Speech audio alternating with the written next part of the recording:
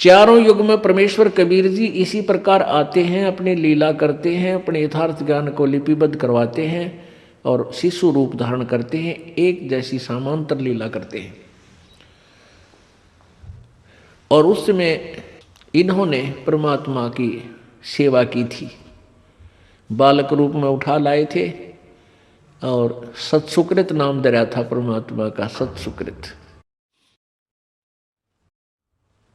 उसके बाद यही आत्मा त्रेता युग में वेद विज नाम के ऋषि हुए और इनकी पत्नी वही दीपिका नाम की जो थी सतयुग में, वही आत्मा सूर्या नाम की इनकी पत्नी हुई। अब वही वेद विज ब्राह्मण आगे चल के महर्षि रामानंद जी के रूप में जन्मा और एक अच्छे सुप्रसिद्ध संत हुए। और वो दीपिका अर्थात सूर्या वाली आत्मा कमाली बनी,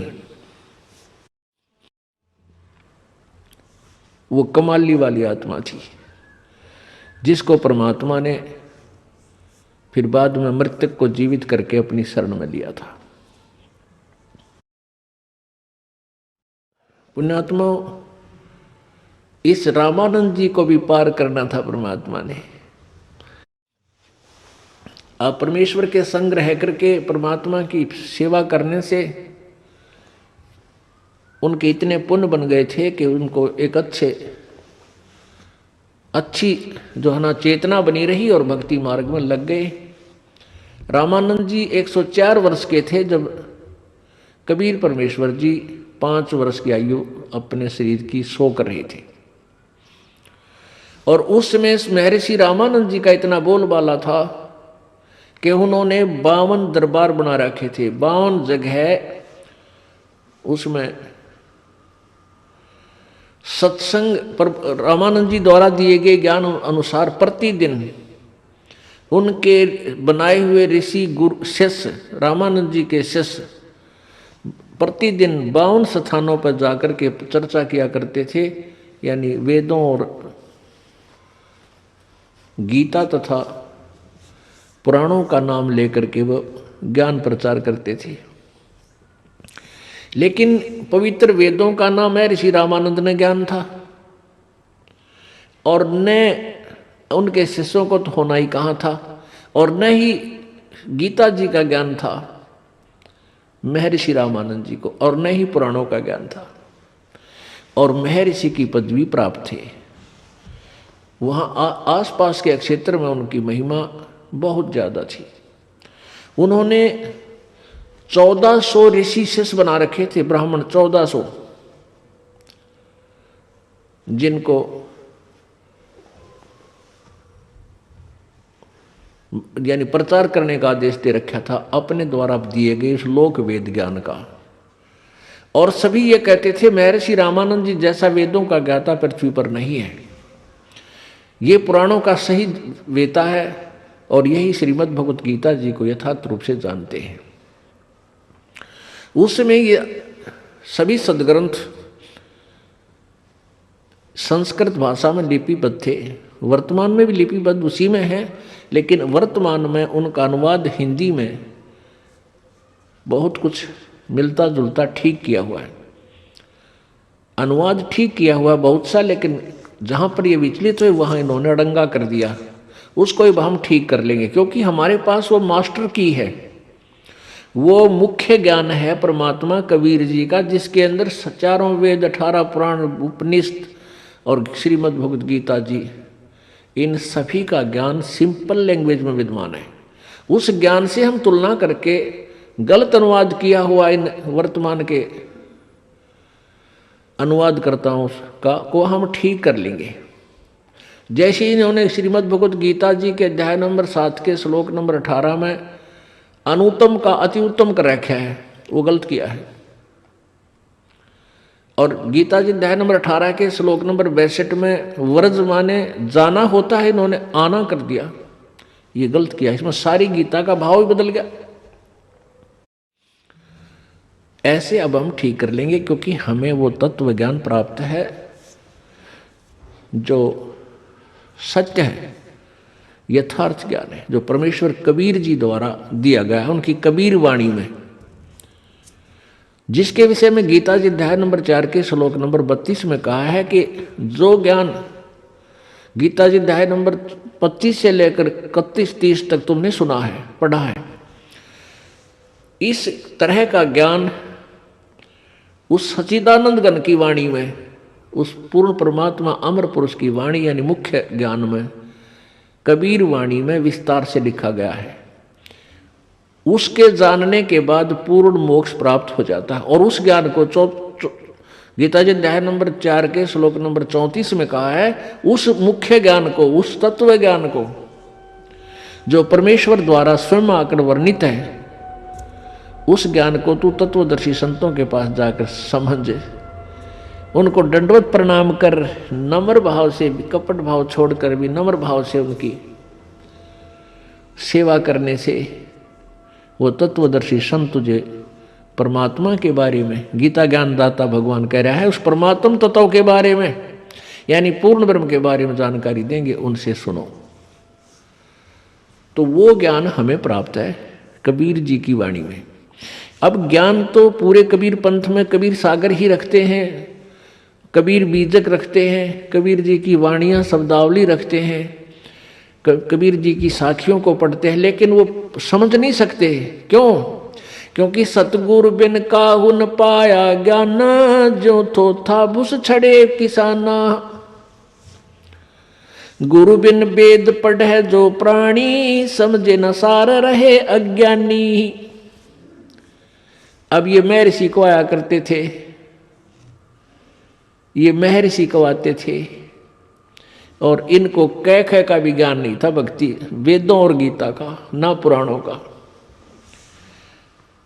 अब ये इनके विषय में परमेश्वर कबीर जी ने कहा है कि गुरु बिन काहू न पाया ज्ञाना, ज्यों थोथा भूस छड़े किसाना। और गुरु बिन वेद पढ़े जो प्राणी, समझे नहीं सार वो रहे अज्ञानी। ये ब्रह्मा विष्णु महेश तक भी अज्ञानी थे। ब्रह्मा जी को चारों वेदों का ज्ञाता माना जाता है, कहा करते थे। और ब्रह्मा जी को वेदों का कह भी पता नहीं, और ब्रह्मा जी से ही ज्ञान विष्णु और शिव को हुआ। ब्रह्मा जी से ही ज्ञान उनके वंशजों, ऋषियों, महर्षियों, सतियों के ब्राह्मणों को हुआ, क्योंकि श्री ब्रह्मा जी के वंशजों को ब्राह्मण कहा जाता है, क्योंकि वो वेदों को पढ़ते थे, गुरु पद प्राप्त था उनको।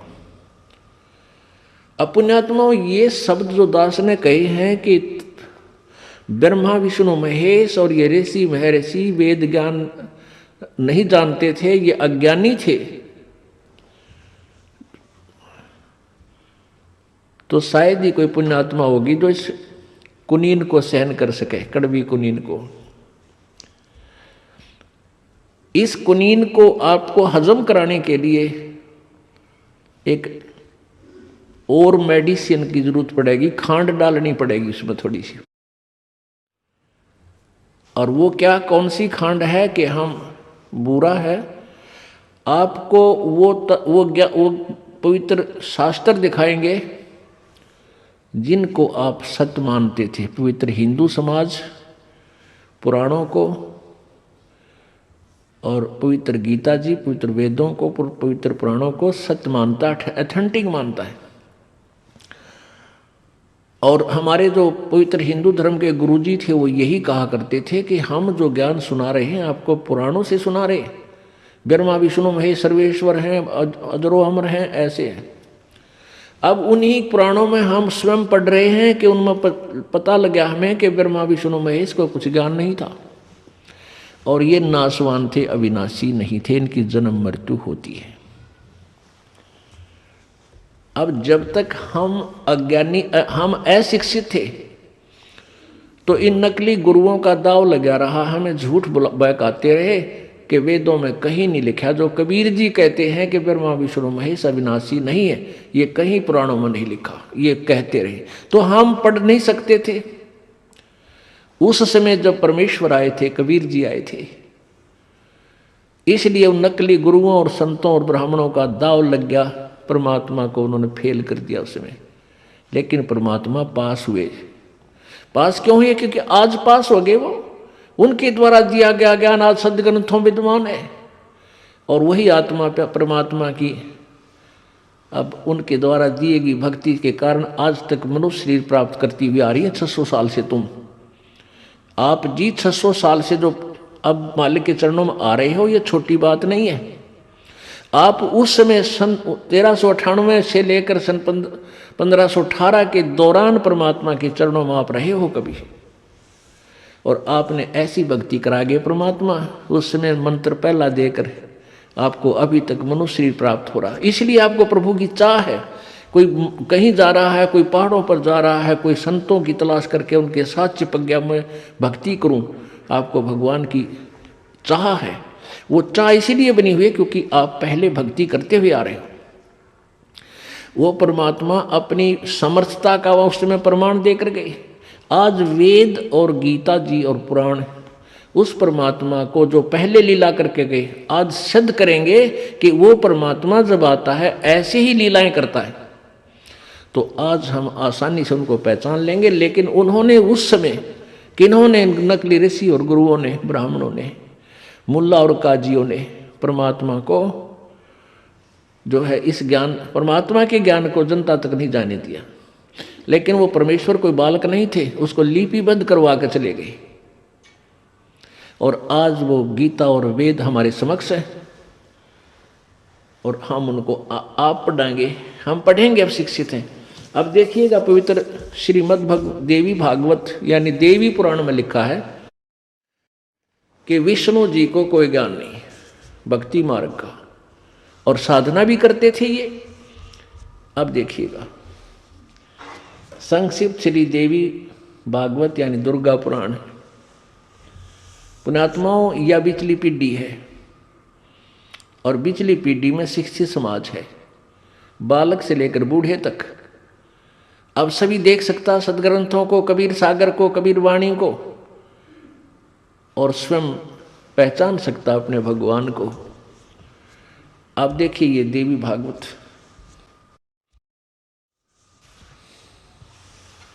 संपादक हैं हनुमान प्रसाद पोदार, चिमन लाल गोस्वामी।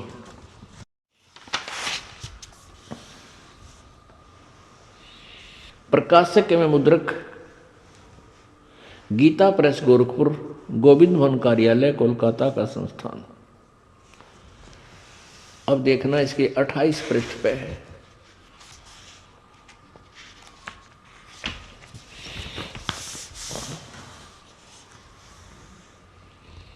इसके 28 पृष्ठ पे ये प्रथम सकंद संक्षिप्त देवी भागवत पहला सकंद प्रश्न नंबर 28 नीचे देखिए, यहां पढ़ेंगे। नारद जी बता रहे हैं।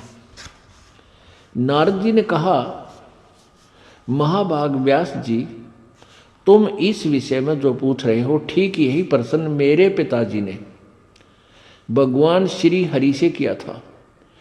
देवा अधिदेव भगवान जगत के स्वामी हैं, लक्ष्मी जी उनकी सेवा में उपस्थित रहती हैं, दिव्य कौस्तुभमणि उनकी शोभा बढ़ाती है, वे शंख चक्र गदा पद्म लिए रहते, पीतांबर धारण करते, 4 भुजाएं हैं।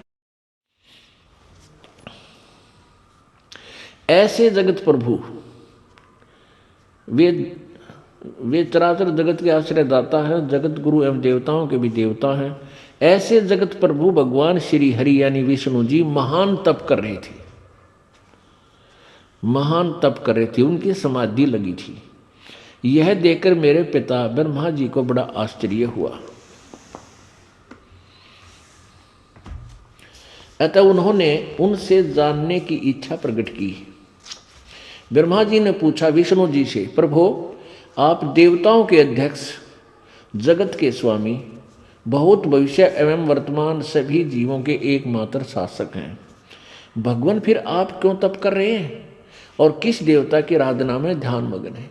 मुझे असीम आश्चर्य तो यह हो रहा है कि आप देवेश्वर यानी सब देवों के मालिक, सबसे बड़े ईश्वर और एवं सारे संसार के शासक होते हुए भी समाधि लगाए बैठे हैं। ब्रह्मा जी के विनीत वचन सुनकर भगवान श्री हरि उनसे कहने लगे, श्री हरि उनसे कहने लगे, ब्राह्मण सावधान होकर सुनो, मैं अपने मन का विचार व्यक्त करता हूँ। देवता, दानव और मानव सब यही जानते हैं कि तुम सृष्टि करते हो, मैं पालन करता हूँ और शंकर संहार किया करते हैं। किंतु फिर भी वेद के पारगामी पुरुष अपनी युक्ति से यह सिद्ध करते हैं कि रचने, पालने और संहार करने की यह योग्यता जो हमें मिली है उसकी अधिष्ठात्री शक्ति देवी है, यानी दुर्गा है। वे कहते हैं कि संसार की सृष्टि करने के लिए तुम में राजसी शक्ति का संचार हुआ, मुझ में सात्विक शक्ति मिली है, रुद्र में तामसी शक्ति का आविर्भाव हुआ। यानी ये रजगुण ब्रह्मा है, सतगुण विष्णु है, तमगुण शिव जी है। यहां देखिएगा, हम सभी उसी शक्ति के सहारे अपने कार्यों में सदा सफल होते आए हैं। सुवर्त प्रत्यक्ष और परोक्ष दोनों उदाहरण मैं तुम्हारे सामने रखता हूं, सुनो। यह निश्चित है कि उस शक्ति के अधीन होकर ही मैं, विष्णु जी कह रहे हैं, दुर्गा के अधीन रहता हूं। इस शेषनाग के सैया पर सोता और सृष्टि करने की अवसर आते ही जाग जाता हूं। मैं सदा तप करने में लगा रहता हूं। उस शक्ति के शासन से, यानी दुर्गा के अधीनता से मैं कभी मुक्त नहीं रह सकता। कभी अवसर मिला तो लक्ष्मी के साथ सुखपूर्वक समय बिताने का सौभाग्य प्राप्त होता है। मैं कभी तो दानों के साथ युद्ध करता रहता हूं। अखिल जगत को भय पहुंचाने वाले दैत्यों के विकराल शरीरों को शांत करना मेरा परम कर्तव्य हो जाता है। ये 29 पृष्ठ पर हम पढ़ रहे हैं, 29 पे, पहला स्कंध।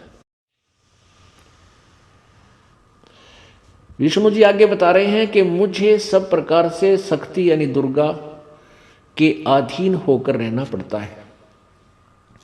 उन्हीं भगवती शक्ति का मैं निरंतर ध्यान किया करता हूं। यानी मैं भगवती शक्ति की पूजा करता हूं और मेरी जानकारी में इन भगवती शक्ति से बढ़कर दूसरे कोई देवता नहीं। अब देख लो श्री विष्णु जी को कितना ज्ञान था भाई। अब ये कहता है कि मैं दुर्गा से ऊपर कोई भगवान नहीं मानता और मैं इसी की पूजा करता हूं। इससे ऊपर कोई देवता मैं नहीं मानता, यानी कोई भगवान है ही नहीं। अब देखिए दुर्गा क्या कहती है। दुर्गा हिमालय को ज्ञान देते समय कह रही है कि उस ब्रह्म का स्वरूप बताया जाता है और वो ब्रह्म की साधना करो, उसका ओम नाम है, और सभी बातें छोड़ दो और किसी की पूजा मत करो, मेरी भी मत करो।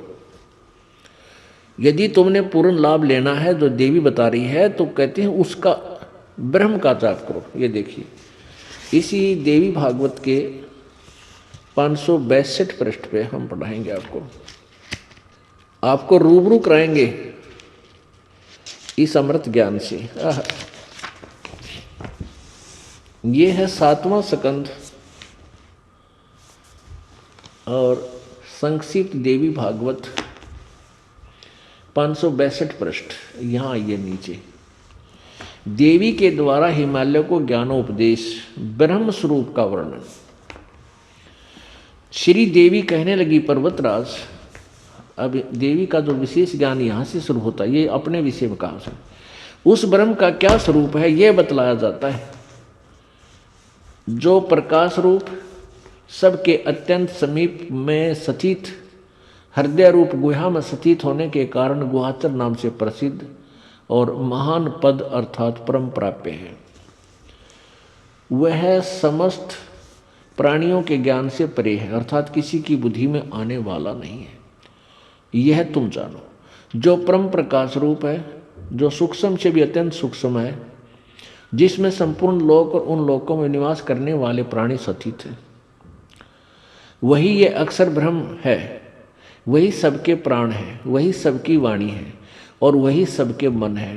यह परम सत्य और अमृत अविनाशी तत्व है, सौम्य उस वेदने योग्य लक्ष्य का तुम वेदन करो, यानी उस ब्रह्म की प्राप्ति के लिए प्रयत्न करो, मन लगाकर उसमें तन्मय हो जाओ। सौम्य उपनिषद में कथित महान अस्त्र रूप धनुष लेकर उस पर उपासना द्वारा तीक्ष्ण किया हुआ बाण संधान करो, और फिर भावनानुगत चित्त से, भावानुगत चित्त से के द्वारा उस पर उस बाण को खींचकर, यानी सच्ची भावना से भक्ति करो, उस अक्षर रूप ब्रह्म को लक्ष्य बनाकर वेदन करो। भावार्थ है, परवण ओम तो धनुष है, ओम नाम उसका जाप है, जीवात्मा बाण है, और ब्रह्म को उसका लक्ष्य कहा जाता है। यानी ब्रह्म की साधना करो, ओम उसके मंत्र हैं। उस एकमात्र परमात्मा को ही जानो, दूसरी सब बातें छोड़ दे। यानी एक ब्रह्म की पूजा करो और किसी देवी देवता की पूजा मत करो, दुर्गा कह रही है। यही अमृत रूप परमात्मा के पास पहुंचने का पुल है। संसार समुद्र से पार होकर अमृत रूप परमात्मा को प्राप्त करने का यही सुलभ साधन है। इस आत्मा का, ब्रह्म का, इस आत्मा का ओम के जप के साथ ध्यान करो। इससे अज्ञान में अंधकार से सर्वथा परे और संसार समुद्र से उस पार जो ब्रह्म है उसको पा जाओगे, तुम्हारा कल्याण हो। और वो ब्रह्म कहाँ रहता है? वह यह सब का आत्मा ब्रह्म, ब्रह्मलोक रूप दिव्य आकाश में सचित है, सत्सा है।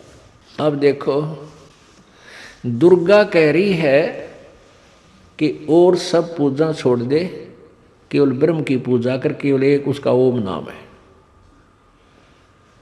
और वो ब्रह्म लोक में रहता है। अब पुण्यात्माओं, अब दुर्गा को भी पूर्ण ज्ञान नहीं, वो कहीं तो महिमा तो सुना रही है परम अक्षर ब्रह्म की, पूर्ण परमात्मा की, और जाप बता रही है केवल ब्रह्म का, और ब्रह्म की स्थिति बता रही है कि वो ब्रह्म लोक में रहता है।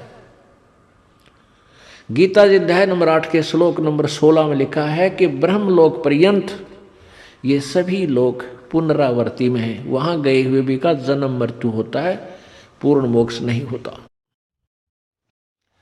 अब गीता जी का ज्ञान ब्रह्म दे रहा है, जो ब्रह्मा विष्णु महेश से ऊपर की शक्ति है, जो चौथा भगवान है अलग से। पुण्यात्मा, ये अज्ञान इतना दृढ़ हो गया, आपके हृदय में समा चुका है, और इस अज्ञान रूप जो पुराना पेंट आपका हो रहा है, इसको उतारने के लिए बिगमार मारना पड़ेगा। जब ये ओरिजिनल पेंट, यथार्थ ज्ञान आपके हृदय में समा होगा। अब गीता जी का ज्ञान किसने बोला है? ये श्री कृष्ण जी ने नहीं बोला, श्री कृष्ण जी के अंदर यू काल प्रवेश कर गया, यो ब्रह्म, और इसने सारा गीता का ज्ञान बोला, और इसी ने युद्ध करवाया। श्री कृष्ण जी युद्ध नहीं चाहते थे, ना वो युद्ध करवाना चाहते थे, क्योंकि उन्होंने कसम तक खा ली थी कि मैं युद्ध भी नहीं करूंगा, हथियार भी नहीं उठाऊंगा, एक तरफ मेरी सेना होगी, एक तरफ मैं होऊंगा। तो ये सारी फिर काल ने जुल्म किया इस ब्रह्म ने, और ब्रह्म ने ही वेदों का ज्ञान दिया, ब्रह्म ने ही गीता का ज्ञान दिया। अब आपको शिव पुराण से फिर परिचित कराते हैं।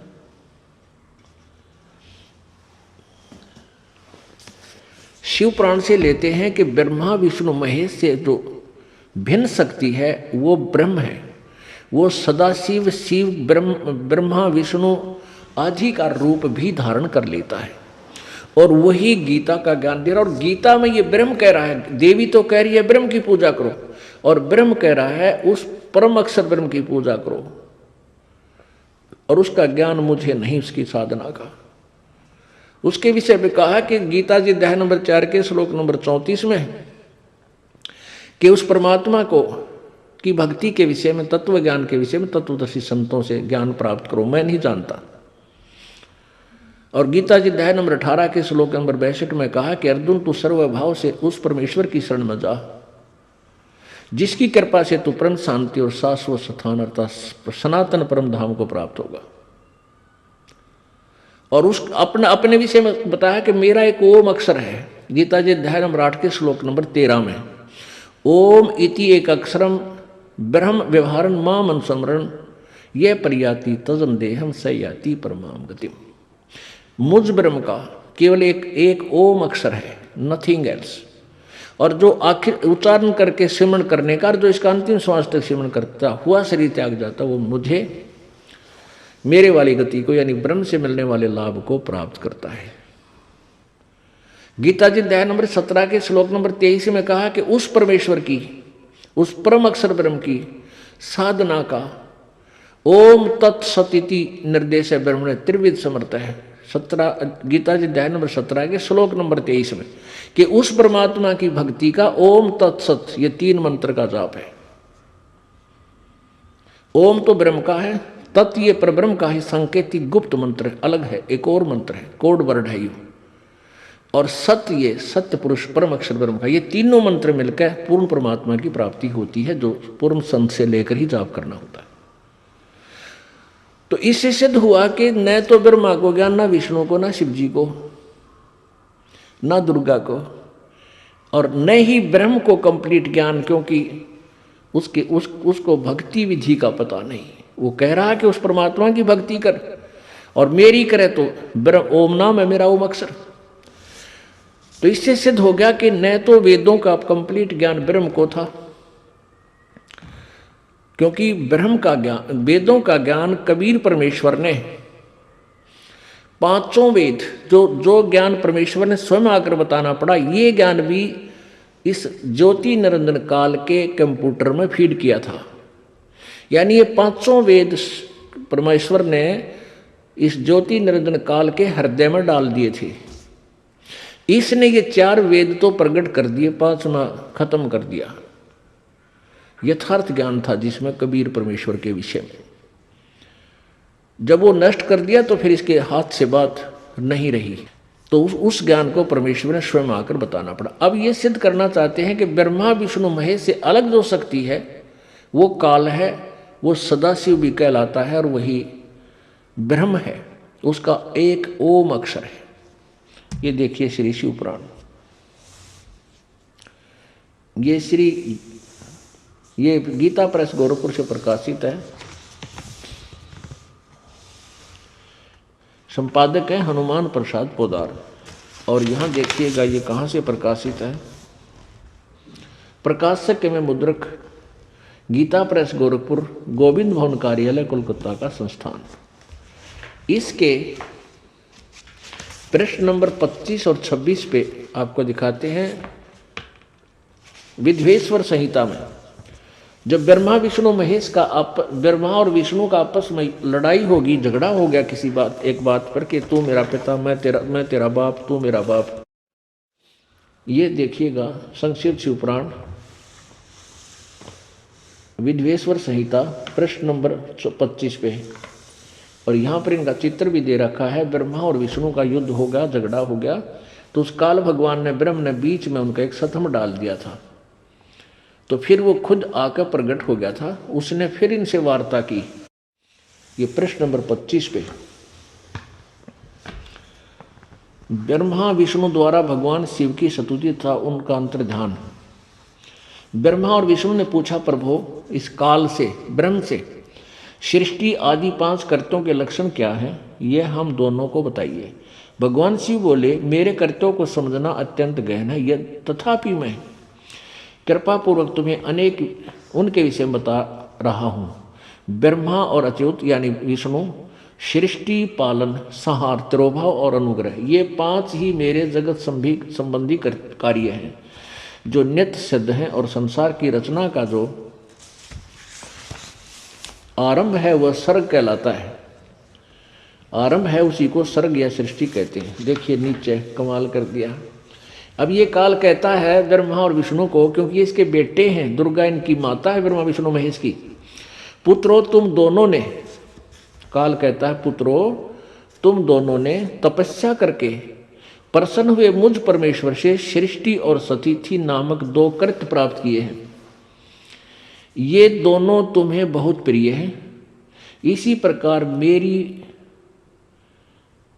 विभूति स्वरूप रुद्र और महेश्वर में भी 2 अन्य उत्तम कर्तव्य संहार और तिरोभाव मुझसे प्राप्त किए। अब सिद्ध हो गया कि जो शिव पुराण का ज्ञान दे रहा है वो ब्रह्मा और विष्णु से और रुद्र और महेश्वर से अलग है।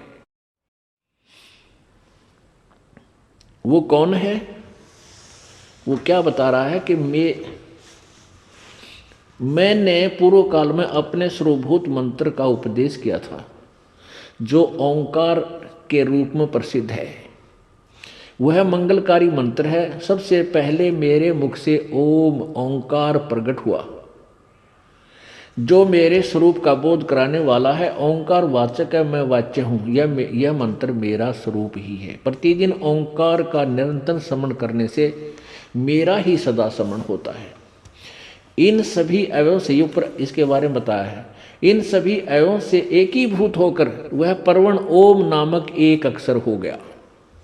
पुण्यात्मा, समझदार को संकेत ही बहुत होता है। इससे सिद्ध, अब देखो गीता जी में आप पढ़ोगे जब समझ में आएगा कि यही एक अक्षर ओम गीता ज्ञानदाता कहता मेरा है।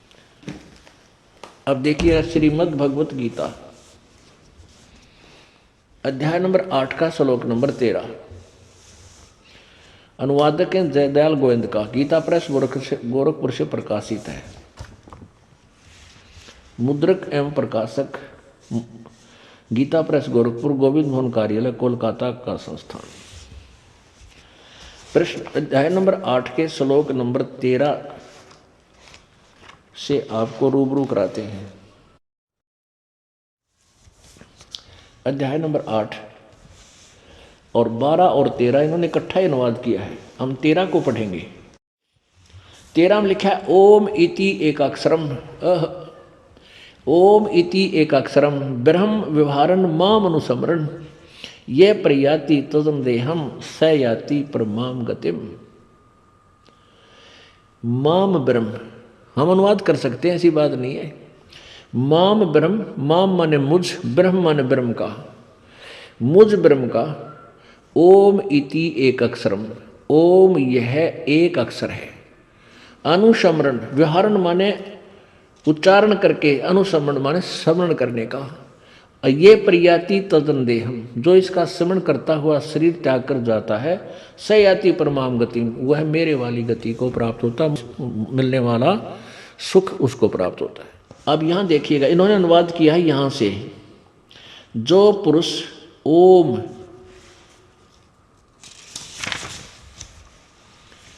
इस एक अक्षर रूप ब्रह्म को उच्चारण करता हुआ और उसके यथार्थ अर्थ रूप मुझ निर्गुण ब्रह्म का चिंतन करता हुआ शरीर रहता है, वह पुरुष परम गति को प्राप्त होता है। यहाँ देखो, व्याहरण माने उच्चारण करना और अनुसमरण माने चिंतन करना,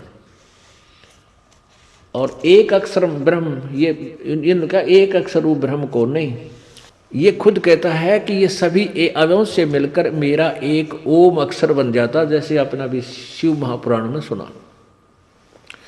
इससे सिद्ध है कि गीता जी का ज्ञान किसने दिया? ब्रह्म ने। और ब्रह्म कहता है 18वें अध्याय के 62वें श्लोक में कि सर्वभाव से उस परमेश्वर की शरण में जा, यानी गीता ज्ञान दाता से कोई और श्रेष्ठ और पूज्य परमात्मा है जिससे पूर्ण मोक्ष प्राप्त होता है, सर्वलाभ उसी से सुख होता है। ये देखिए अध्याय नंबर 18 का गीता जी 18 और अध्याय नंबर श्लोक नंबर 62। सर्वधर्म, ये क्या, हे भारत, सब प्रकार से उस परमेश्वर की शरण में जा, उसकी उस परमात्मा की कृपा से ही तू परम शांति को और सनातन परम धाम को प्राप्त होगा। अब 17वें अध्याय के 23वें श्लोक में, अब देखिएगा 17वें अध्याय के 23वें श्लोक में बताया है कि उस परमात्मा का मंत्र क्या है, उसके पाने की का तरीका क्या है, कौन सा मंत्र है। अध्याय नंबर 17 और श्लोक नंबर 23। ओम तत्सत, ओम तत्सत इति निर्देश है ब्रह्मण तिर्विध समर्थ ब्राह्मणा तेन वेदा च यगा च विहिता पुरा। ओम तत्सत इति निर्देश है ब्रह्मण तिर्विध समर्थ है। अब यहां देखो, ओम का अर्थ ओम, तत् का अर्थ इन्होंने तत् कर दिया, सत का अर्थ सत कर दिया। इनको ज्ञान नहीं था तत् क्या सत क्या। फिर भी ऐसे यह 3 प्रकार का त्रिविध है।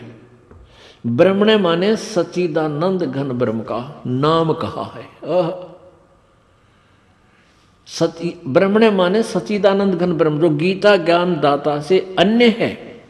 अब गीता जी अध्याय नंबर 7 के श्लोक नंबर 29 में 29 में गीता ज्ञान दाता ने कहा है ब्रह्म ने कि जो तत्ब्रह्म यानी उस परमात्मा को, जैसे गीता जी अध्याय नंबर 18 के श्लोक 62 में कहा कि तू उस परमेश्वर की शरण में जा सर्वभाव से, तो उस ब्रह्म को जो जान लेता है और अखिल यानी पूरे अध्यात्म ज्ञान से जो परिचित हो जाता है तत्वदर्शी संत के पास जाकर, फिर वो साधक जरा और मरण से ही छुटकारे का प्रयत्न करता है।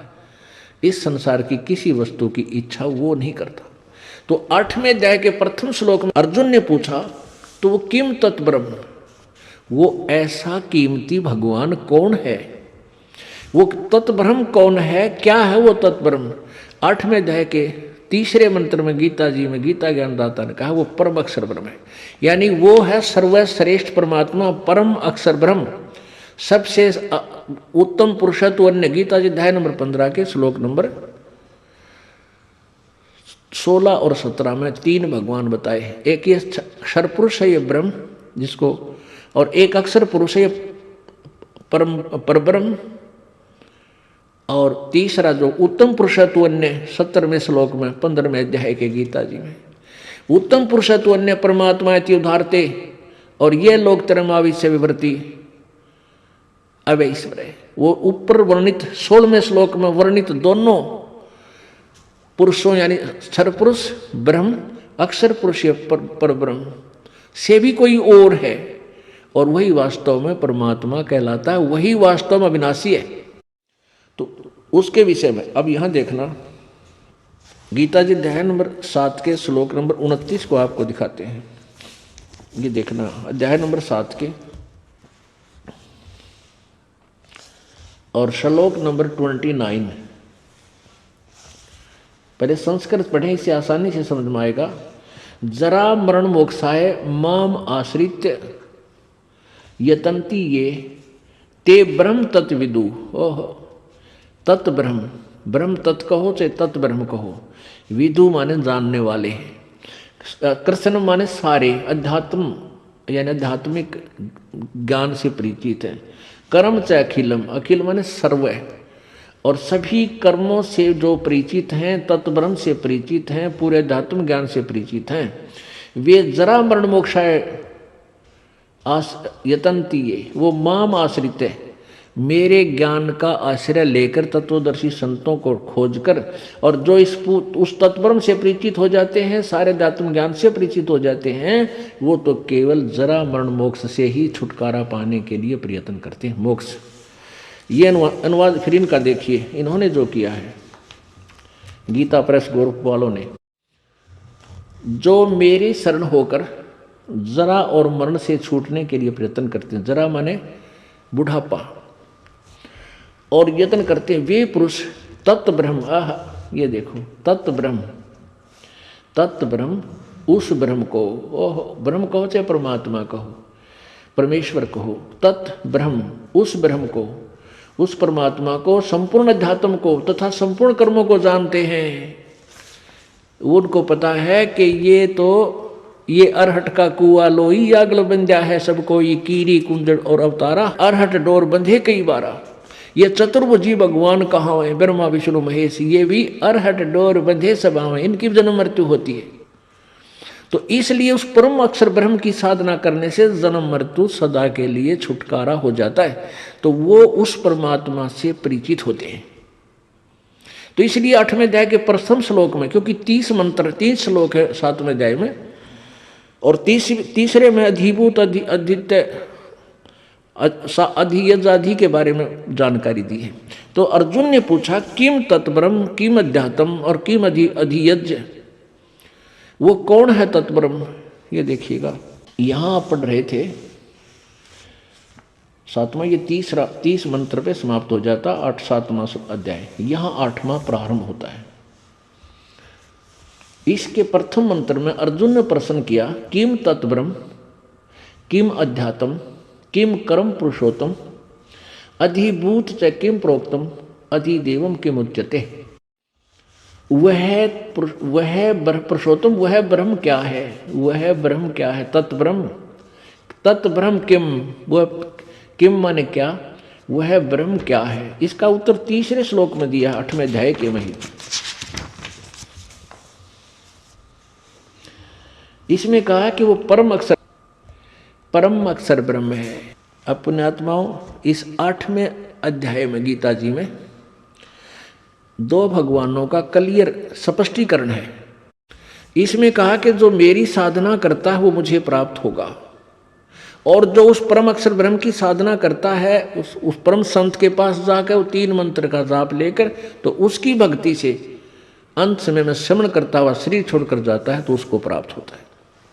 अब देखना 8वें अध्याय का, इसी अध्याय का 6वां, 5वां और 7वां श्लोक गीता ज्ञानदाता अपने विषय में कह रहा है। ये देखिए अध्याय नंबर 8 का श्लोक नंबर 5। जो पुरुष अंत काल में भी मुझको ही स्मरण करता हुआ शरीर को त्याग कर जाता है, वह मेरे साक्षात रूप को प्राप्त होता है, इसमें कोई संशय नहीं। आगे देखो, और 6 में ये कहा है कि ये नियम है, ये 6 में कहा ये नियम है, अंत समय में जो जिसकी साधना करता हुआ शरीर छोड़ता है उसी को प्राप्त होता है। ये देखो, हे कुंती पुत्र, 6 का अनुवाद है 8वें अध्याय का। हे कुंती पुत्र अर्जुन, अंत काल में जिसको भी भाव को समण करता हुआ शरीर का त्याग करता है उसको ही प्राप्त होता है, सदा उसी भाव में भावित रहता है। अब 7वें में कहा है कि तू युद्ध भी कर और मेरा सिमरण भी कर। अब देखो 7वें में है, इसलिए अर्जुन तू सब समय में निरंतर मेरा स्मरण कर और युद्ध भी कर। इस प्रकार मुझ में अर्पण किए हुए मन बुद्धि से युक्त होकर तू निसंदेह मुझको ही प्राप्त होगा। अब देखो 8वें में और 9वें और 10वें में उस परम अक्षर ब्रह्म के विषय में जानकारी दी है। 8वां, 9वां और 10वें श्लोक में गीता ज्ञानदाता ब्रह्म ने उस परम अक्षर ब्रह्म की साधना के विषय में बताया कि उसकी पूजा करता है, साधना करता है परम संत के पास जाकर, तो अंत समय में जब उसकी भक्ति करता हुआ शरीर छोड़कर जाता है उसी को प्राप्त होता है। ये नियम है। उसका मंत्र कौन सा है अपना तो बता दिया 8वें अध्याय के 13वें श्लोक में। मेरा तो एक ओम अक्षर है, ओम एक अक्षर ओम है, नथिंग एल्स, और कोई मंत्र जाप का नहीं।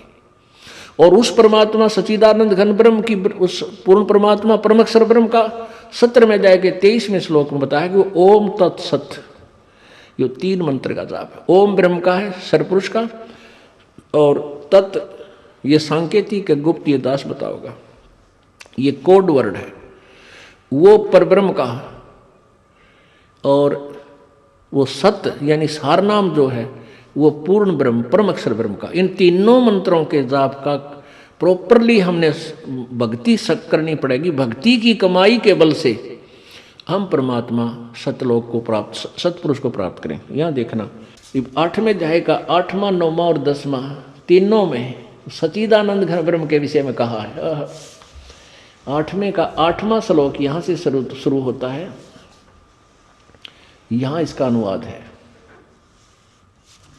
हे पार्थ, यह नियम है कि परमेश्वर के सच्चिदानंद घन ब्रह्म के, परम अक्षर ब्रह्म के ध्यान के अभ्यास रूप योग से युक्त दूसरी ओर न जाने वाले चित्त से निरंतर चिंतन करता हुआ परम दिव्य पुरुषम, परम यानी प्रकाश, परम दिव्य पुरुष को यानी उस परम अक्षर ब्रह्म को, परमेश्वर को ही प्राप्त होता है। पुण्यात्मा व बालक नहीं हो, आज का मानव इतना इंटेलिजेंट हो गया है कि इन्होंने इतने अच्छे इंस्ट्रूमेंट बना लिए, ऐसी विज्ञान ढूंढ ली, और हमने खोजना चाहिए था परमात्मा में, ढूंढा इन डलिया ने। विज्ञान बना ली, जहाज बना लिए, कंप्यूटर बना लिए, आसमान में लैब स्थापित कर दी। अरे भले आदमियों, जैसे हम भगवान से दूर होकर रह रहे हैं, यदि परमात्मा ने 2 वर्ष वर्षा की, हाथ खींच लिया, ये लैब और सकाई लैब और ये जहाज खड़े खड़े जरेंगे, कोई इनमें बैठनिया नहीं पाओ, हाहाकार करके टक्कर मार के मर जाएंगी जनता। ये के काम आया अपने, जो हमारे काम आना था, हमने यहाँ से पीछा छुड़ाना था गंदे लोग में। यहाँ भी टाइम पास नहीं हो रहा, और कि तो दूसरे लोग को मजान की सोच रहे हैं, शायद ऊड़ा और घना सुथान पा जाएगा, वहाँ ठाठ से रहेंगे। ठाठ को ना 21 ब्रह्मांड में आग लाग रही है, वो ठाठ तो सतलोक में है। वहाँ चलने के लिए ये विज्ञान, ये तत्व ज्ञान आपको अब फिर से ग्रहण करना पड़ेगा। आप बुद्धिमान हो, आज कोई बालक नहीं रहे, तो अब समझो ध्यान से। इब 2 भगवानों का जिक्र चल रहा है, एक ब्रह्म जो गीता ज्ञान दे रहा है, एक परम अक्षर ब्रह्म जो सर्वश्रेष्ठ प्रभु है। अपनी भक्ति गीता ज्ञान दाता कहता है मेरा केवल एक ओम मंत्र है, 8वें अध्याय के 13वें श्लोक में गीता जी। और उस परम अक्षर ब्रह्म का ओम तत्सत 17वें अध्याय के 23वें श्लोक में बता दिया। उसके विषय में कहता है वो तत्वदर्शी संत बताएंगे, मैं नहीं जानता उस मंत्र को कंप्लीटली, ना उसकी पूजा को बता सकता, मुझे ज्ञान नहीं, उनसे पूछो। 4थे अध्याय के 34वें श्लोक में। तो यहां देखिए 8वें अध्याय का आपने 8वां पढ़ा, अब 9वां देखो। चिंतन करता हुआ परम देव पुरुष, यानी ये उस पुरुष को अर्थात परमेश्वर को, यानी परम अक्षर ब्रह्म को प्राप्त होता है। आगे 9वें में फिर देखो, यहां संकेत भी दिया उस परमात्मा के नाम का, कवियम। जो पुरुष, यहां कवियम का अर्थ सर्वज्ञ लिखा है, यहां लिखना चाहिए उस कबीर देव को। जो पुरुष सर्वज्ञ अनादि, सबके नियंता, सूक्ष्म से अति सूक्ष्म, सबके धारण पोषण करने वाले, तीनों लोकों में प्रवेश करके जो सबका धारण पोषण करता, गीता जी अध्याय नंबर 15 के श्लोक नंबर 17 का में उसी से संबंधित है। ये सबका धारण पोषण करने वाले अचिंत स्वरूप, सूर्य के सदृश नित्य चेतन प्रकाश रूप, सूर्य सदृश आदित्य वर्णम, आदित्य वर्ण मन सूर्य की तरह साकार, देखा जाने योग्य, अविद्या से अति परे, शुद्ध सचिदानंद घन परमेश्वर का श्रवण करता है। यानी गीता ज्ञान दाता से कोई और परमात्मा है, परमेश्वर है। अब 10वें में, वह भक्ति युग पुरुष अर्थात वो साधक अंत काल में भी योग बल से भरकुटी के माध्यम से प्राणों को अच्छी प्रकार स्थापित करके फिर निश्चल मन से श्रवण करता हुआ उस दिव्य परम पुरुष को, यानी परम अक्षर परम ब्रह्म को ही प्राप्त होता है। परम दिव्यम परम पुरुष को, पुरुष परमात्मा को ही प्राप्त होता है। आगे बात समझ में है। ये है गीता जी का सार। पहले 4 लाइन लिखा करते, गीता का सार तेरा क्या जाता है अर्जुन, तू क्या लेकर आया था, आत्मा अमर है, तू तो नित्य चेतन है, बस ये गीता जी का सार। अरे भले आदमियों, ये है गीता जी का सार, ये है निचोड़। ये क्या बताना चाहता पवित्र ग्रंथ। अब आई बात समझ में, आपका कोई बालक नहीं हो, खूब समझते हो। अब गीता जी अध्याय नंबर 15 के 16 और 17 में आपको ले चलते हैं। इसमें 3 भगवान, अक्षर पुरुष ये ब्रह्म है, अक्षर पुरुष ये परब्रह्म है जिसको अक्षर ब्रह्म भी कहते हैं, और परम अक्षर ब्रह्म ये परम अक्षर पुरुष ये वो पूर्ण परमात्मा सत्य पुरुष कबीर देव है, कबीर साहब है।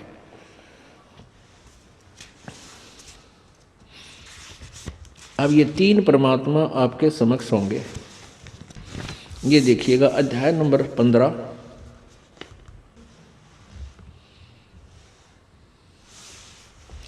और ये 16 मंत्र यहाँ है। इसमें सीधा अब देखो हम, क्योंकि ये संस्कृत भाषा जो है ये नागरी लिपि है और हम हिंदी और नागरी लिपि को अच्छी तरह जानते हैं। इसमें लिखा है द्वौ इमौ पुरुषौ लोके क्षरः च अक्षरः एव च क्षरः सर्वाणि भूतानि कटुष्ट अक्षर उच्यते।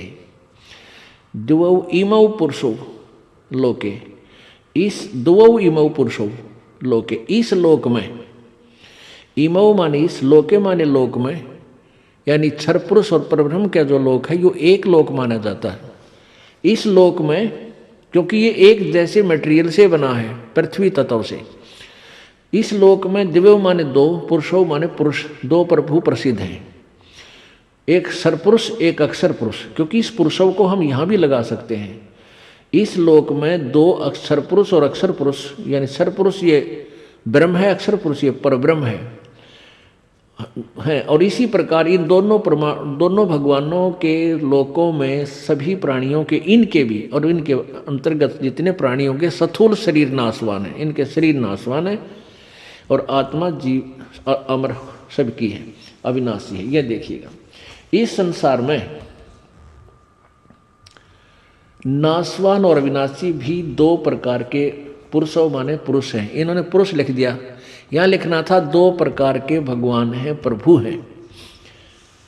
और इसी प्रकार संपूर्ण प्राणियों के शरीर नाशवान और जीवात्मा अविनाशी कहा जाता। अब 17वें में कमाल किया है कि उत्तम पुरुष है तू अन्य है, उत्तम पुरुष है तू अन्य परमात्मा इति उदाहरते। और ये लोक तर्यम आविश्य विभर्ति अवैश्वर है। ये उत्तम पुरुष यानी दो पुरुष यहाँ बताए हैं, दो भगवान, और उत्तम पुरुष यानी सर्वश्रेष्ठ ब्रह्म परमात्मा, पर ब्रह्म कहो, पुरुष कहो, परमात्मा कहो। उत्तम पुरुष यानी सबसे श्रेष्ठ परमात्मा तो श्रेष्ठ भगवान यानी परम अक्षर ब्रह्म तो ऊपर वर्णित दोनों से कोई अन्य ही है। उत्तम पुरुष है तू अन्य, उत्तम पुरुष तो यानी श्रेष्ठ भगवान परम अक्षर ब्रह्म तो इन ऊपरलों से कोई अन्य ही है। परमात्मा इति उदाहरण से इसको भगवान कहा जाता है। और वही तीनों लोकों में लोक त्रयम आविश्य मन प्रवेश करके, तीनों लोकों में प्रवेश करके विभर्ति मन सबका धारण पोषण करता है। वो अवय ईश्वर है, अवय माने अविनाशी, अवय माने अविनाशी। उत्तम पुरुष तो अन्य ही है, यानी सबसे श्रेष्ठ परमात्मा परम अक्षर ब्रह्म तो कोई और ही है जो तीनों लोकों में प्रवेश करके सबका धारण पोषण करता है। अविनाशी परमेश्वर परमात्मा इस प्रकार। अब इससे क्या सिद्ध हुआ कि न तो ब्रह्म को ज्ञान पूर्ण मोक्ष मार्ग का, न दुर्गा को ज्ञान, और न ब्रह्मा विष्णु महेश को ज्ञान। तो इन ऋषियों को कहाँ से होगा? अब दिखाता हूँ गीता श्री देवी भागवत में कि सतयुग के ब्राह्मण वो कितना ज्ञान रखते थे। अब देखिएगा श्रीमद् देवी भागवत,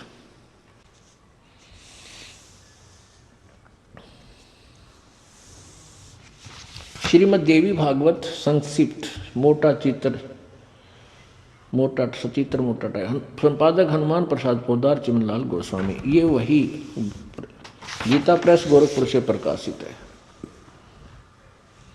प्रकाशक में मुद्रक है गीता प्रेस गोरखपुर, गोविंद वन कार्यालय कोलकाता का संस्थान।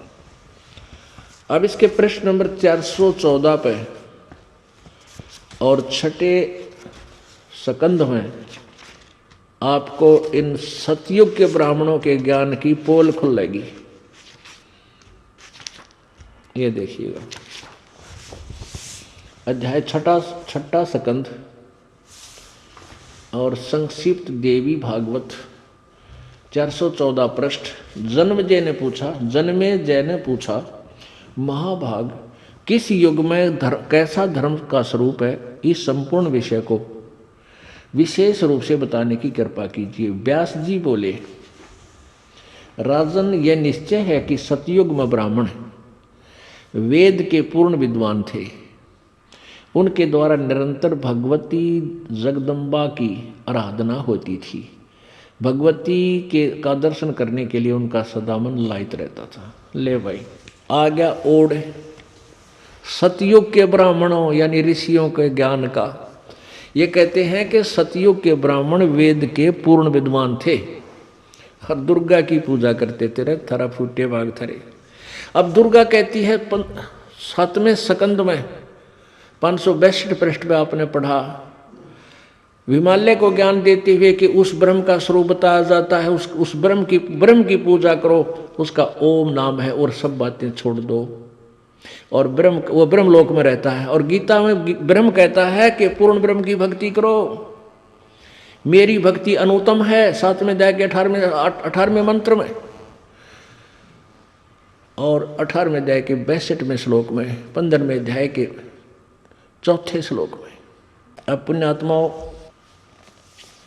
न तो ये वेदों के ज्ञाता कहलाते थे, न तो इनको कैखे का ज्ञान था। सभी परमात्मा को, परम अक्षर ब्रह्म को निराकार बताते थे कि वेदों में निराकार लिखा है, जबकि वेदों में परमात्मा को साकार मनुष्य सदृश लिखा है। मनुष्यवत अग्ने, अग्ने तनुरसी विष्णुवेत व सोमेश तनुरसी। ऋग्वेद यजुर्वेद अध्याय नंबर 5 के श्लोक नंबर 1 में 2 बार गवाही दी है परमात्मा सशरीर है, और उस परमेश्वर का सबका धारण पोषण करने के लिए भी शरीर है, जो तीनों लोकों में प्रवेश करके सबका धारण पोषण करता है, वो भी एक अन्य शरीर है।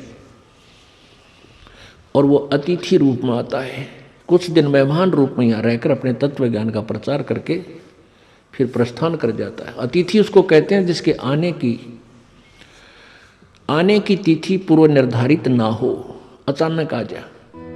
आइए अब हम उन श्रद्धालुओं के अनुभव जानते हैं जो जगत गुरु तत्वदर्शी संत रामपाल जी महाराज जी से दीक्षा प्राप्त कर चुके हैं तथा उनके द्वारा बताए गए भक्ति मार्ग पर चल रहे हैं। नमस्कार जी। नमस्कार जी, सत साहब जी। क्या नाम है बहन जी आपका? मेरा नाम है भगतमती कमला है जी। बहन जी आप कहाँ के रहने वाले हैं? मैं छतरपुर नई दिल्ली की रहने वाली हूँ जी। बहन जी संत रामपाल जी महाराज से नाम दीक्षा आपने कब ली? संत रामपाल जी महाराज से मैंने नाम दीक्षा ली 18 अप्रैल 2014 में ली। बहन जी संत रामपाल जी महाराज से नाम दीक्षा लेने से पहले क्या आप कोई भक्ति साधना करते थे? हाँ, मैं पहले भक्ति साधना करती थी, पितरों की भक्ति करती थी, शिव जी की भक्ति करती थी, विष्णु भगवान की भक्ति करती थी, दुर्गा माता की, सभी देवी देवताओं की भक्ति करती थी। और 7-8 साल की उम्र से ही मैं भक्ति करती आ रही हूँ, क्योंकि जिस समय में बच्चे चंपक नंदन पढ़ते थे, मेरे पिताजी ने भक्ति की किताबें मुझे दी, जिससे मेरा ध्यान भक्ति में रहा, और शुरू से ही मैं सभी देवी देवताओं की भक्ति करती थी। मैंने 18 साल तक 1998 से लेके परमहंस सत्यार्थी जी की भक्ति दी। उन्होंने सिर्फ एक सोहम मंत्र दिया था कि जब भी आप उठते बैठते सोहम मंत्र का जाप करना है, ये शिव जी का मंत्र है और ये आपका कल्याण करेगा। और जितने भी गुरु धर्म गुरु हैं हमारे आसपास में, उनके सत्संग होते थे और मैं वहाँ जाती थी, वो सब इन्हीं देवी देवताओं की भक्ति बताते थे। तो बहन जी बचपन से ही आपने देवी देवताओं की भक्ति की और उसके बाद आपने एक गुरु बनाए परमहंस सत्यार्थी जी, जिन्होंने आपको सोहम मंत्र का जाप करने को दिया था, और उनकी भक्ति आपने 18 साल तक की। उसके अलावा आप अन्य गुरुओं संतों के सत्संग में भी जाते रहते थे। तो जो ये सारी भक्ति आपने की, इन सब से आपको क्या लाभ हुए? इन सब से कोई खास लाभ तो नहीं हुए, लेकिन हाँ, हमें ये था कि जो भी घर में सुख हो रहा है या हमारी कोई हारी बीमारी में थोड़ा बहुत आराम हो रहा है, तो शायद हमारी इन भक्ति की वजह से ही हो रहा है। बालाजी भी जाते थे, हनुमान जी की पूजा करते थे, और शिव जी की तो मैं इतनी कट्टर भगत थी कि सोमवार के दिन मैं पानी तक भी नहीं पीती थी, शाम के टाइम में भोजन करती थी। और 16 सोमवार कभी चूरमे के करती थी, कभी केले के करते थे, फलिहार के करते थे। और खाना पीना खाने से पहले मैं डेली शिव जी पे पानी भी चढ़ाने जाती थी, जल भी। और जो भी कोई मुझे बता देता था वही करती थी। मैं बहुत ज़्यादा परेशान थी, तो किसी ने कहा कि मोहन बाबा की खोड़ी पे चले जाओ मिलकपुर। मैं वहाँ भी गई कई बार, उन्होंने कहा वहाँ परिक्रमा भी दे के आओ, वो भी मैं दे के आई। और जहाँ जहाँ भी जिसने जो भी बताया मैं हर जगह गई, और जिस भी देवताओं की उन्होंने भक्ति बताई कि आप यहाँ चले जाओ। एक बार महुए के पेड़ पे यूपी में हुआ था कि वहाँ पे बीमारी ठीक हो जाती है, तो मैं बहुत ज़्यादा बीमार रहती थी।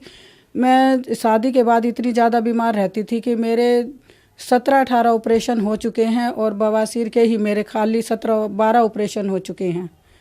और कम से कम 3 बार के तो ऐसे चांस है कि 3 बार तो मैं ऑपरेशन के दौरान मतलब बिल्कुल ख़त्म ही हो गई थी।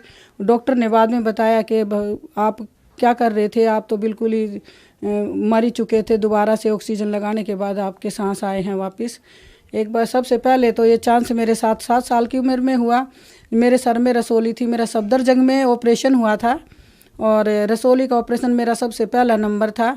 तो 75 बच्चों के ऑपरेशन हो चुके थे, और जिसमें से 35 बच्चों की डेथ भी हो चुकी थी, और मेरा पहला नंबर था। डॉक्टर और नर्स बोल रही थी बार बार मेरे घर वालों को कि ये मर चुकी है, इसको शव घर में डाल दे।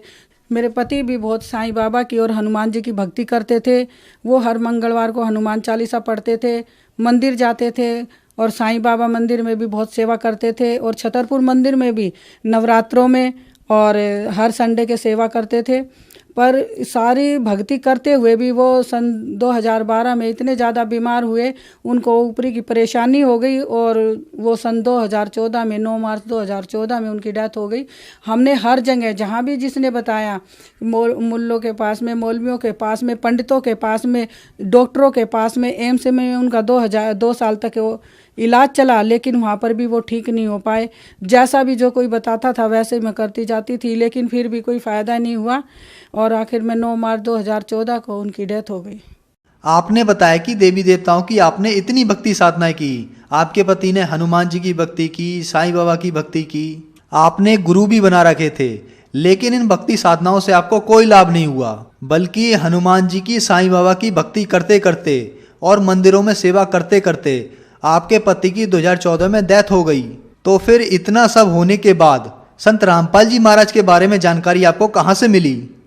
संत रामपाल जी महाराज की जानकारी मुझे मिली, मेरी एक सहेली है रजनी, वो भी इन चीज़ों से बहुत परेशान थी, तो उसने मेरे से 1 साल पहले ही नाम लिया। जैसे ही मेरे पति की मौत के बारे में उन्हें पता चला, तो उनको 12 दिन हुए थे डेथ हुए, तो वो मेरे से मिलने आई और आंखों में आंसू आ गए और बोली, मेरे को तो बहन पता ही नहीं था कि भाई साहब इतने ज़्यादा बीमार हैं, नहीं तो इतने अच्छे संत हैं जिनकी शरण में मैं हूँ और वो तो उनको मरने ही नहीं देते। मैंने कहा ऐसे कौन से संत, आपने मुझे बताया क्यों नहीं बहन, कम से कम एक बार तो मिलने की कोशिश करती। तो मैं अपनी सहेली के सामने रो रही थी, मैं बोल रही थी मैं अपने पति के बिना जिंदा नहीं रह पाऊंगी, मेरे बच्चे भी जिंदा नहीं रह पाएंगे। जब मेरे पति को ऊपरी इन प्रेत बाधाओं ने जिंदा नहीं रहने दिया तो मैं कैसे जिंदा रहूंगी। तो उन्होंने मुझे आश्वासन दिया कि बहन ऐसा मत सोच, अब आपको कुछ भी नहीं होगा, ना आपके बच्चों को होगा। मेरे पास एक ऐसी किताब है जिसको पढ़ोगी तो आपको भी विश्वास हो जाएगा। मैंने कहा वो कौन सी किताब है? वो उस किताब का नाम था ज्ञान गंगा। उन्होंने तब तो उसका नाम नहीं बताया, वो बोली मैं जल्दी ही आपको दूंगी। मैंने 1 हफ्ते तक उनका इंतज़ार किया, तो उनके घर में शादी थी उनके बेटे की, वो नहीं आ पाई। तो मैंने उनको फ़ोन किया कि रजनी बहन, या तो आप मुझे बताती नहीं, अगर आपने मुझे बताया है तो मुझे तो अभी अभी वो किताब चाहिए जिसके बारे में आपने बताया है। तो उन्होंने बोली ठीक है दीदी, मैं आपके घर पे आ रही हूँ। वो अपनी बेटी निशा के साथ आई, रजनी मेरी सहेली, और मुझे ज्ञान गंगा पुस्तक दे के गई। मैंने फटाफट अपनी दुकान बढ़ाई और मैं घर चली गई। मेरे बच्चों ने खाना बनाया, बोले मम्मी खाना खा लो। मैंने कि नहीं, मैं अभी खाना नहीं खाऊंगी, थोड़ी देर में खाऊंगी। मैं उस ज्ञान गंगा किताब को पढ़ने बैठ गई। जैसे ही मैंने एक एक पेज पढ़ती गई, मेरी आंखों से आंसू की धारा निकलती चली गई और मैं रोने लगी। मेरे बच्चे बोले मम्मी इस किताब को बाद में पढ़ना, आपने खाना भी नहीं खाया। मैंने कि नहीं बेटा, ये किताब तो मुझे जीवनदायिनी लग रही है, मुझे पढ़ लेने दो। बच्चों ने मुझे अपनी कसम दी, मम्मी खाना खा लो फिर पढ़ लेना। मैंने कहा ठीक, आप दूसरे कमरे में सो जाओ, मैं इस किताब को पढ़ूंगी। मैंने पूरे कमरे की सारी लाइटें जलाई, नज़र कमज़ोर थी तो सारी लाइटें जलाई, पूरी रात पढ़ती रही। ऐसे करते करते पूरे दिन रात पढ़ते पढ़ते मैंने ज्ञान गंगा किताब को 3 दिन में ही पढ़ लिया। और जिस दिन वो पूरी हुई, मैंने तुरंत अपनी सहेली रजनी को फ़ोन किया, बहन मुझे नाम दिलवाला। उन्होंने कहा दीदी मैं कैसे चल सकती हूँ, मेरे बेटे की शादी को तो 8 दिन है। मैंने की बहन मुझे नहीं पता, या तो मुझे आपको बताना नहीं था और बताया है तो मुझे ले चल। उसके बाद हम 17 अप्रैल को गए। जब मैं संत रामपाल जी महाराज के दर्शन करने के लिए गई, तो जैसे ही संत रामपाल जी महाराज ने, गुरुजी ने मेरे सर के ऊपर हाथ रखा तो मेरा शरीर बिल्कुल फूल की तरह हल्का हो गया। मैं बिल्कुल चल भी नहीं पाती थी, ऐसा लगता था मेरे शरीर में कितने मनों का वजन है। और उसके बाद में मैं नाम दीक्षा लेकर घर में आई। बहन जी, संत रामपाल जी महाराज से आपने 2014 में पति की डेथ के बाद नाम दीक्षा ली, तो क्या संत रामपाल जी महाराज से नाम दीक्षा लेने के बाद आपको कोई लाभ प्राप्त हुए? हाँ भगत जी, बहुत सारे लाभ प्राप्त हुए। सबसे पहला लाभ तो ये प्राप्त हुआ कि मेरे बेटे के भी छाती में दर्द रहता था और वो मंत्र जाप मैं जब घर में करती थी तो संत रामपाल जी महाराज को मैंने बताया था, गुरुजी मेरे पति की ऐसे ऐसे डेथ हुई है, उनको ऊपरे की परेशानी थी, खूब इलाज कराया, ठीक नहीं हुआ। तो संत रामपाल जी महाराज ने कहा बेटा आप सही जगह पे आ गए हो, अब आपको घबराने की चिंता करने की कोई ज़रूरत नहीं है, अब आपके बच्चे भी ठीक रहेंगे, आप भी ठीक रहोगे। उसके बाद में मेरा शरीर इतना बीमार रहता था कि मेरे 17 ऑपरेशन हो चुके थे। मैं हमेशा चारपाई में रहती थी, तो मैं ये सोच सोच के रोती थी कि जब मेरे पति के रहते हुए भी मैं ठीक नहीं रह पाई, बच्चों को ठीक नहीं रख पाई, तो अब उनकी एब्सेंट में मैं क्या करूँगी। तो तब संत रामपाल जी महाराज ने कहा बेटा आप सतलोक आश्रम में आ गए हो, आपको सही नाम दीक्षा मिल गई है, बस इसका सुमिरन भक्ति करना और अपना नियम का पालन करना। आपको कोई भी परेशानी नहीं होगी। संत रामपाल जी से नाम दीक्षा लेने से पहले मेरे बवासीर के 12 ऑपरेशन हो चुके थे और मैं बहुत ही परेशान रहती थी, दुखी रहती थी। उसके बाद में जैसे ही मैंने संत रामपाल जी महाराज से नाम लिया, दीक्षा ली, तो मेरे को बवासीर की बीमारी जो इतनी भयंकर थी तो वो बिल्कुल ठीक हो गई और भी कई सारी मेरी परेशानियां थी जो ठीक हो गई। और एक बार हम बरवाड़ा आश्रम में सत्संग के लिए जा रहे थे तो मेरा यूट्रस रिमूव हो चुका, तो उन टाँकों में इतना दर्द हो रहा था, मैं एक पग भी नहीं उठा पा रही थी। तो मैंने अपनी सहेली रजनी को बोला मैं कैसे जाऊंगी, इतनी दूर बरवाला है, मेरे पेट में बहुत दर्द है, टाँकों में बहुत दर्द है। उन्होंने मुझे हिम्मत दी, दीदी गुरुजी का नाम ले लो, आपको सतनाम मिला हुआ है, उसका जाप करो, गुरुजी अपने आप भला करेंगे, आप पहुँच जाओगे। उस दिन मैं बरवाला आश्रम की जब मैं दरवाजे पे पहुंची तब भी मेरी आंखों में आंसू थे और मैंने जैसे ही बैग रखा, हाथ मुंह धोए, दंडवत प्रणाम किया, तो मैंने कहा बहन सबसे पहले मैं दवाई लेके आऊँगी। तो मैं दवाई लेने गई तो भगत जी ने मेरे को 2 गोली दी, बोलो लो भगतमती। मैंने कहा भगत जी मेरे तो बहुत ज़्यादा दर्द है, आप 1 खुराक नहीं मुझे 2 खुराक दे दो। उन्होंने कहा भगतमती इसकी भी ज़रूरत नहीं है, आप मालिक की शरण में आ गए हो, संत रामपाल जी महाराज की शरण में आ गए हो, इसकी भी ज़रूरत नहीं है, पर यह आपकी संतुष्टि के लिए है। वो 2 गोलियां आज भी मेरे उसी पर्स में पड़ी हैं 5 साल के बाद भी, और उसके बाद में वो दर्द मुझे आज तक कभी भी नहीं हुआ। एक चमत्कार ये हुआ कि मैं बहुत दुखी और परेशान रहती थी, तो मैं संत रामपाल जी का आश्रम में सत्संग सुनने गई, तो जैसे गुरुजी ने सर पे हाथ रखा तो मैं रोने लगी। संत रामपाल जी महाराज बोले बेटा क्यों रोई? मैंने कहा गुरुजी मेरा तो उस घर में मन ही नहीं लगता। तो बोले बेटा या तो किराए का मकान ले लो, नहीं तो आपका कोई प्लॉट पड़ा तो उसमें बना लो। मैंने बताया कि गुरुजी पैसे तो है नहीं, मैं बनाऊं कहाँ से, मैं विधवा औरत कहाँ से बनाऊंगी। बोले बेटा चिंता मत करो, आपका पति सरकारी नौकरी करता था। मैंने कहा हाँ गुरुजी। बोले पैसा आ गया होगा? मैंने कहा गुरुजी अभी तो कुछ भी नहीं आया, 1 रुपया भी। बोले बेटा चिंता मत करो, जल्दी आ जाएगा। तो गुरुजी का सत्संग सुन के घर पे आए तो सुबह मुझे सपना आया, सपने में संत रामपाल जी महाराज आए और बोले बेटा कमला आपके खाते में ना 4 लाख रुपए आ गए हैं। मैंने कहा ठीक है गुरुजी। तो संत रामपाल जी महाराज ने जैसे मुझे बताया, मैं सुबह उठ के बैंक गई तो देखा तो कॉपी में एंट्री कराई तो 4 लाख रुपए आए हुए थे। मैंने भक्तमती रजनी से कहा कि चलो हम आश्रम में चलते हैं सत्संग सुनने के लिए, हर 15 दिन में सत्संग होता था। बोली दीदी अभी तो सुन के आए हैं। मैंने कहा मेरा मन घर में नहीं लग रहा, आप सत्संग सुनने चलो। तो फिर चले तो संत रामपाल जी महाराज बोले बेटा आपने मकान का काम शुरू कर दिया? मैंने कहा गुरुजी अभी तो पैसे ही 4 लाख आए। बोले बेटा पैसा नहीं रुकेगा, आप काम शुरू करो।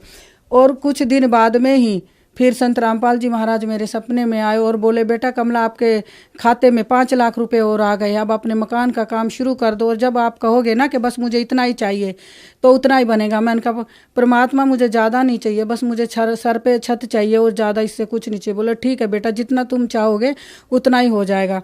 और जब मैं बैंक में गई तो 5 लाख और आए हुए। तो फिर मैंने अपने घर वालों को, बेटों को, बच्चों को इकट्ठा किया, बेटा अब काम शुरू करो, 9 लाख आ गए हैं और भी आते रहेंगे, परमात्मा ने आश्वासन दिया है संत रामपाल जी महाराज ने, इसके हमारा काम नहीं रुकेगा।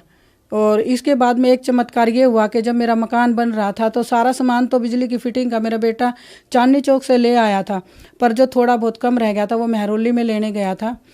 तो वहाँ पे कोई भी कन्वेंस नहीं आया इधर से या उधर से। मेरा बेटा जैसे ही सामान लेके बाइक पे बैग टांग के पीछे बैठा तो उसने बताया कि मम्मी ऐसा लगा किसी ने मेरी बाइक को उठा के फेंक दिया।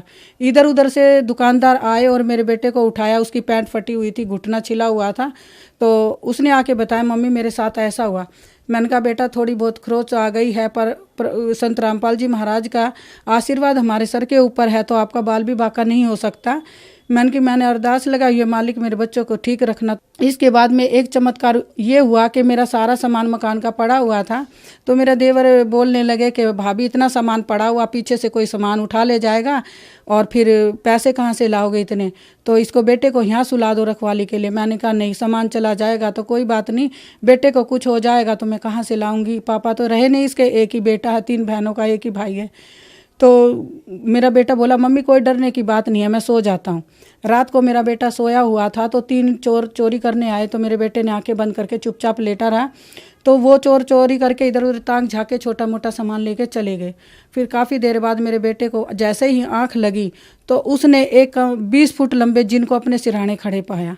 तो मेरा बेटा एकदम से डर गया और जैसे उसको आंखें खोल के उसने देखा तो उसके तो ज़मीन पे तो पैर लगे थे और आसमान में सर लगा था। और वो मेरे बेटे से बोला, लेके तो मैं तुझे पहले जाता, पर मैं तुझे आज लेने आया हूँ। मेरे बेटे को ऐसा उकाब दिया, मेरे बेटे ने बाइक उठाई, लॉक लगाया और सीधा घर आ गया। रात के 2:30 बजे दरवाज़ा खोला था, मेरा बेटा बिल्कुल पसीने से तरबतर था। सुबह उठ के उसने सारी बात बताई कि मम्मी ऐसे ऐसे बात है।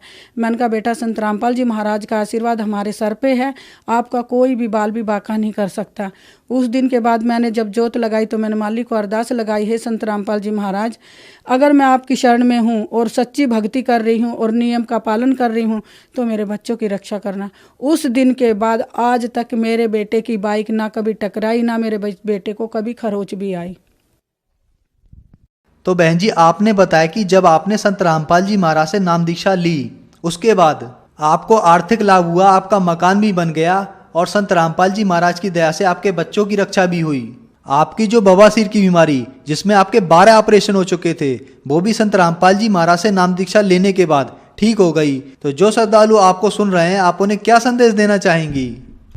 जो श्रद्धालु मुझे सुन रहे हैं, मैं उनको एक ही संदेश देना चाहूँगी कि इस संसार में अगर कोई पूर्ण परमात्मा है, कोई पूर्ण गुरु है, जगत गुरु है, वो है सत साहिब। सभी भक्तों को, जो भगत मेरे चैनल में पहली बार आए हों तो चैनल को सब्सक्राइब और वीडियो को लाइक ज़रूर करें। सत साहिब।